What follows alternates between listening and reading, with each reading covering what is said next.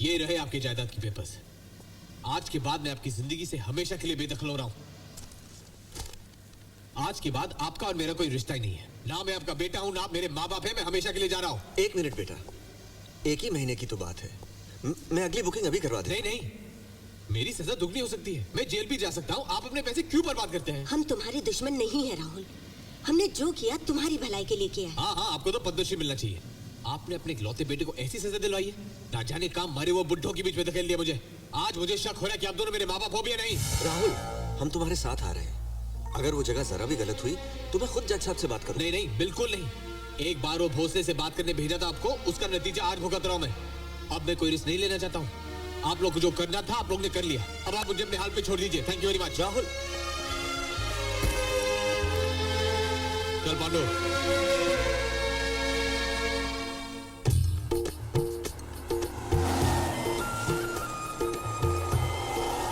भोसले साहब मेरी बात सुनिए ना। देखिए, मैं यहीं से चला जाऊंगा, 1 महीना घूम के वापस आ जाऊंगा। उस जज को कुछ पता भी नहीं चलेगा। आप जो चाहे मांग लीजिए, मैं दे दूंगा, वो भी कैश में। देखिए प्लीज मेरी बात मान लीजिए। आप जानते नहीं वहां कैसे कैसे लोग होते हैं। वो बहुत बूढ़े होते हैं। नेहा, मुझे यहाँ से निकालो। देखो, तुम मुझे जानते भी नहीं हो, लेकिन तुम्हारी वजह से ना सिर्फ मेरी अमेरिका ट्रिप, लेकिन मेरा बर्थडे और मेरी सारी जिंदगी बर्बाद हो गई है। अब तुम ही मुझे झमेले से निकालो। You know, दोष तुम्हारा है और नहीं भी। अच्छा? हुआ ये है कि बचपन से तुम्हें सिर्फ लाड प्यार मिला है, इसलिए तुम्हें लगता है कि दुनिया तुम्हारे मुताबिक चलती है। अब अगर आगे चलकर यही हालत रहे ना, तो फिर तुम तो किसी काम के ही नहीं रहोगे, क्योंकि पैसे की तो तुम्हें जरूरत है नहीं। तो फिर अपनी जिंदगी किस लीड पर बनाओगे तुम? मेरे ख्याल से वहाँ जाकर तुम एक बेहतर इंसान तो बन ही जाओगे। Really? हाँ, चलें। ये वृद्धाश्रम जहाँ हम जा रहे हैं, एसवी पंडित जी ने शुरू किया था। पंडित जी बहुत बड़े रईस थे, ब्रिटिश आर्मी में थे। रिटायर होने के बाद अपने दोस्तों के साथ यहाँ आकर रहने लगे। अकेले थे, ढेरों पैसा था। धीरे धीरे और लोग आके रहने लगे जिन्हें सहारे की जरूरत थी। पंडित जी ने एक कमाल का काम किया।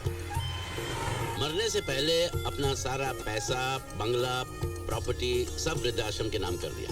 अब उनका एक सॉलिसिटर है, विक्रम सक्सेना, वो वहाँ की देखभाल करता है।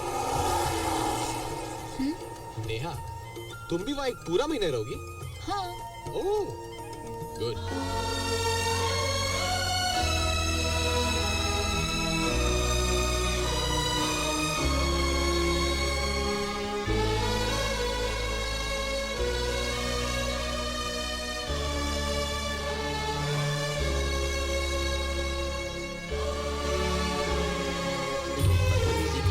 या भागने की कोशिश की, या फिर तुम्हारे खिलाफ एक भी शिकायत उनके पास आई तो वो तुम्हारी सजा दुगनी कर देंगे, या फिर तुम्हें जेल में डाल देंगे। Is that clear? हाँ, whatever.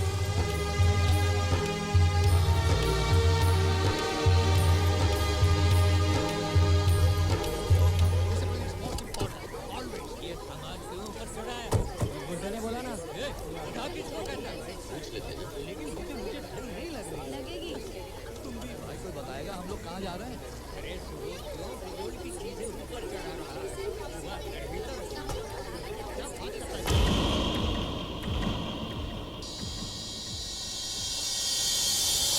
एक्सक्यूज मी, मेरा हैट पकड़ा दीजिए प्लीज। मेरा हैट पकड़ा दीजिए। क्यों? इसे कहाँ रखूं चित्रा? 23 ओफो, आपने फिर मेरी गिनती गड़बड़ कर दी। लाई क्या कर केशव, मफलर क्यों उतार दिया? ठंड लग जाएगी। अरे ठंड लगेगी तो पहन लूंगा देखो, मैं। बचपन से जानती हूँ, जरा ठंड लग जाएगी। तू तो हर वक्त झगड़े के मूड में रहती है। जा, जाकर गिनती कर। वहाँ भी सामान सब क्या है? पता भाई नहीं। साहब, मुझे आप बता सकते हैं ये सब क्या हो रहा है? कहाँ जा रहे हैं ये सब लोग? सुबह से पूछने की कोशिश कर रहा हूँ, लेकिन किसी के पास बात करने की फुर्सत ही नहीं है। हाँ? सैफुद्दीन, हाँ। अपना बैग रखा? बैग? अरे भोसले साहब, सक्सेना साहब, व्हाट अ प्लेजेंट सरप्राइज। ये लोग कहाँ जाने की तैयारी कर रहे हैं? 1 महीने के लिए काशी जा रहे हैं। ऐसा कैसे हो सकता है? अदालत ने फैसला सुना दिया, लेकिन आपका तो ये फर्ज बनता था कि यहाँ आने से पहले पता कर लेते कि हम लोग यहाँ हैं भी या नहीं। लेकिन आपको ये सब सोचने की क्या जरूरत है? आपकी राय में तो हम लोग यहाँ से कहीं बाहर जा ही नहीं सकते। प्रजापति साहब, मैं मानता हूँ हमसे लापरवाही हुई है। अच्छा, आप इसे अपने साथ काशी क्यों नहीं ले जाते? ओ, एक मिनट। देखिए, मुझे 1 महीने के लिए यहाँ भेजा गया है, इस जगह। मैं कोई काशी वाशी नहीं जाऊंगा उन बुड्ढों के साथ। रहूंगा तो यहाँ, नहीं तो सीधा घर। तो तय हो गया, इस बदतमीज लड़के को जेल में डाल दीजिए। हम अपनी यात्रा पे जाते हैं। नहीं, देखिए 1 मिनट बैठिए ना, केशव जी बैठिए ना। देखिए, एक बात और हो सकती है। एक्सक्यूज मी, देखिए पिछले 3 साल से इनकी ट्रिप कैंसिल होती आ रही है। इस बार आई डोंट थिंक ये लोग मानेंगे। मानना भी नहीं चाहिए। देखिए, ऐसा मौका बार बार नहीं आता है। अरे आप लोग एक नए काम करने जा रहे हैं, मैं कौन होता हूँ रुकावट डालने वाला? आप लोग जाइए आराम से जाइए। तुम बाहर जाओ, आउट। लेकिन just sit down here. What? खड़ूस। देखिए, सिर्फ एक ही महीने की तो बात है, प्लीज मान जाइए। मैं ट्रेन का 50% कंसेशन भी करवा दूंगा। और वो रहने का क्या? वो खर्चा कौन करेगा? सर्किट हाउस का इंतजाम भी हो जाएगा। और लोकल ट्रांसपोर्ट का खर्चा? सरकारी बस का इंतजाम भी करवा दूंगा। फिर क्या प्रॉब्लम है? हम लोग अगले महीने जाएंगे। हाँ, ऑल डन। डन क्या? प्रपोजल 1 महीने में काशी किधर जाएगा और जो पैसा बचेगा उसे हम तिरुपति जाएगा। और हमने जो तैयारी की हुई है उसका क्या? कुछ नहीं, हम जाएंगे और अभी जाएंगे। केशव, देसाई, चलो चले। हाँ चलिए। हाँ, चित्रा ने सारा सामान भी कर लिया है, तो चलो चलते हैं।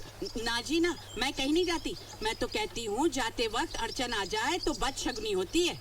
अरे मेरे बहन के ननन के देवर के ससुर जी ऐसे ही यात्रा पर जा रहे थे और किसी ने उन्हें टोक दिया तो वो रुक गए। और कमाल की बात ये है कि जब वो रुक गए तो जिस ट्रेन में वो जाने वाले थे उसका एक्सीडेंट हो गया। अब वो बच गए। मैं नहीं जाती, ये तो मेरे घर में ही हो चुका है। मैं नहीं जाती भाई। फिर तो नहीं जाना चाहिए। देखिए प्रजापति, कोई मतलब है इस तरह से अपना प्लान बदलने का? अरे कल का किसने देखा है? मैं तो जा रहा हूँ। और कौन कौन जा रहा है मेरे साथ? मैं।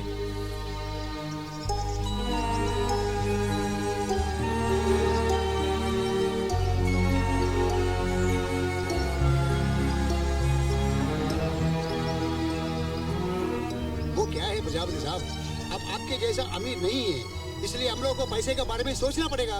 भोसले साहब, हम लोग डिसाइड किया है, अगले महीने हम लोग जाएंगे। जानता था थोड़े से पैसों के लिए तुम सब लोग अपने आप को गिरवी भी रख सकते हो। लानत है, अपने फैसले खुद करने का हौसला ही नहीं किसी में। भेड़ बकरियों की तरह जिंदगी जी रहे हैं, जिसने जिस तरफ हाँका चल पड़े। अरे जरूरत क्या थी उस पुलिसमैन की हाँ में हाँ मिलाने की? ना कह देते तो क्या कर लेता वो? बहुत बड़ा कलेजा चाहिए अपनी बात मनवाने के लिए, जिगर चाहिए, जिगर।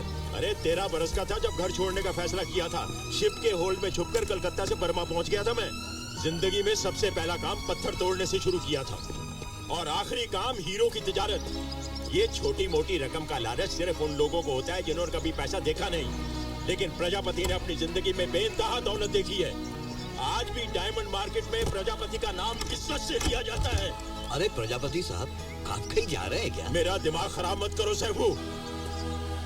4 पैसों के कंसेशन की वजह से सारा तीर्थ यात्रा का प्रोग्राम कैंसिल कर दिया। कंसेशन दे रहा है, भगवान से मिलने के लिए भी कंसेशन चाहिए इनको। और वो सुब्रमण्यम बिन पेंदे का लोटा जिंदगी भर क्लर्की करता रहा। 300 रुपए से शुरू हुआ था और 1300 रुपए पे रिटायर हो गया। 800 रुपए की बचत इसके लिए अली बाबा के खजाने से भी कहीं बढ़कर है। खुद तो गया नहीं और बाकियों को भी जाने से रोक दिया।